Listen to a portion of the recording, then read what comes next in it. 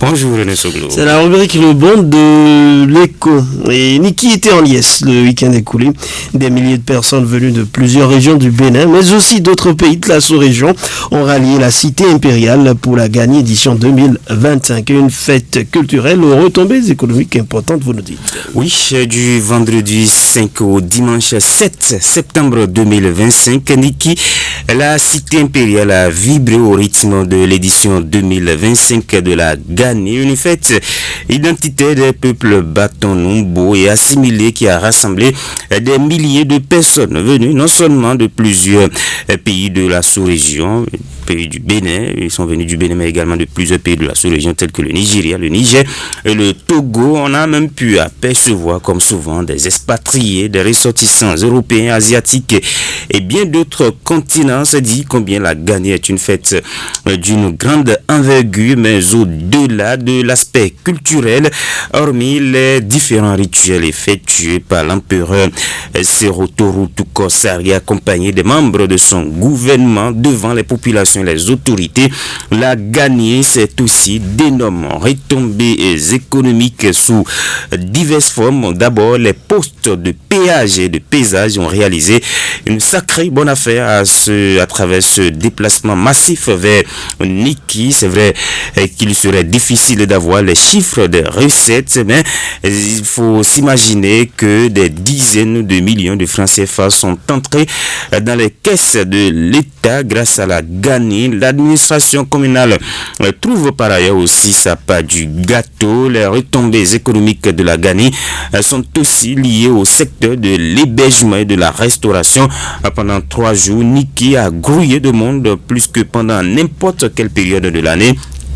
Toutes ces personnes ont dormi, elles se sont restaurées, tout ça, c'est de l'argent pour les hôtels, auberges, restaurants, buvettes, gargotes, les petits commerces, et j'en oublie volontiers, les compagnies de transport, les chauffeurs de taxi, les conducteurs de taxi-moto, les stations d'essence et les vendeurs de l'essence de contrebande ont également tiré leur épingle du jeu. Les artisans, les vendeurs d'objets d'art, les artistes ne sont pas du reste.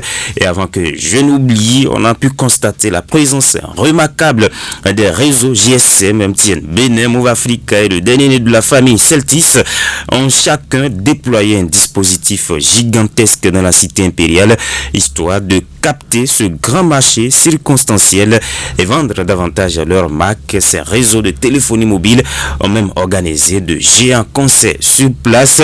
L'événement crée également des emplois temporaires. Milliers de participants à la Gani, les ressortissants des pays de la sous-région et les expatriés créent un microcosme économique bénéfique pour Niki et pour les opérateurs économiques. Et c'est d'ailleurs ce que décrit Salami Abdou.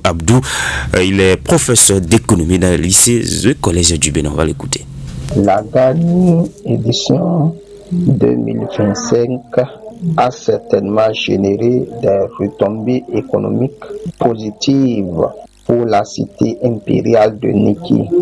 Au nom de ces retombées, nous pouvons citer entre autres une augmentation des revenus pour les commerçants locaux par la vente des produits locaux, par exemple la nourriture, les boissons, les objets d'art. Nous pouvons aussi remarquer le développement du tourisme. Les hôtels, les restaurants et les autres entreprises de services vont voir les chiffres d'affaires augmenter. Voilà. Donc, ce qui redynamise l'économie locale. Donc en clair, la Gani est une opportunité à capter par les opérateurs économiques. Oui, René Soglo, en attirant des visiteurs nationaux et internationaux, la Gani dynamise l'économie locale et l'économie nationale. Ce sont des centaines de millions de francs CFA, peut-être même plus, qui viennent de circuler dans la cité impériale dans l'intervalle de 3 jours. Et ça se passe ainsi chaque année.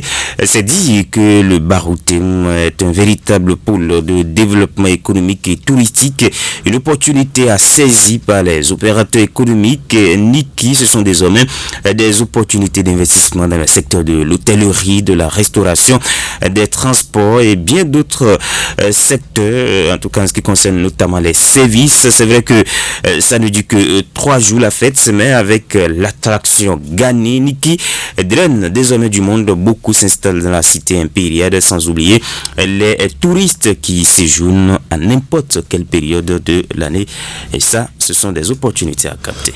Et le gouvernement envisage de mettre en place un protocole pour internationaliser la Gani et les grands événements culturels au Bénin. Oui, l'annonce a été faite par le ministre du Tourisme et de la Culture, présent lui-même samedi dernier à Niki. Ce protocole n'est pas pour arracher définitivement l'organisation de la Gani et d'autres grands événements, d'autres grands rendez-vous culturels locaux, mais c'est surtout pour internationaliser, comme vous l'avez dit, ces événements culturels, mieux les faire connaître pour attirer plus de monde et donc attirer plus d'opportunités économique et plus de devises. On va écouter justement sur la question Jean-Michel Abimbola, ministre du Tourisme, de la Culture et des Arts.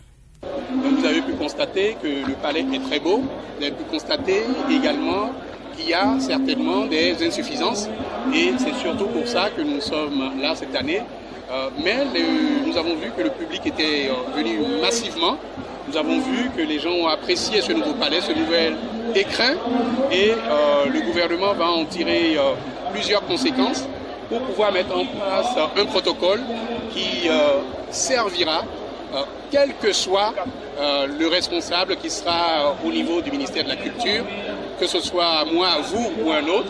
Ce protocole va être un protocole définitif pour pouvoir améliorer et pour pouvoir valoriser ce patrimoine unique que nous avons ici à Niki et plus généralement dans le Baroudel. Voilà, Jean-Michel Abimbola, ministre de la Culture. Il faut dire que cet engagement cadre parfaitement avec le programme d'action du gouvernement 2021-2026 qui vise à faire de la culture, des arts et du tourisme également de véritables pôles de développement économique au même titre que l'agriculture, que l'industrie et bien d'autres secteurs de l'économie. Voilà, Jacques Degbé, merci à vous.